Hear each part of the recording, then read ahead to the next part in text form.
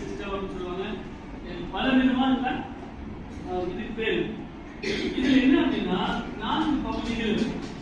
ஒரு கிராஃப் பார்த்தோம் அப்படின்னா XY Y அச்சு போட்டோம் அப்படின்னா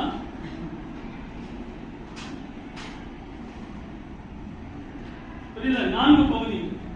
முதல் கால் இது வந்து 1 2 3 4 இருக்கு. ஒவ்வொன்றும் என்ன அப்படின்னா ஒரு கால் பகுதின்னு என்ன அர்த்தம்? இது முதல் கால் பகுதி, இது இரண்டாவது கால் பகுதி, கால் பகுதி, மூணாவது கால் பகுதி, நாலாவது கால் பகுதி. ஒரு கிராஃப் அப்படின்னா ஒரு தளம் அப்படின்னா 4 கால் பகுதிகள் இருக்கும். புரியுதா? அப்போ இதுல என்ன குறிக்கலாம்? புள்ளியை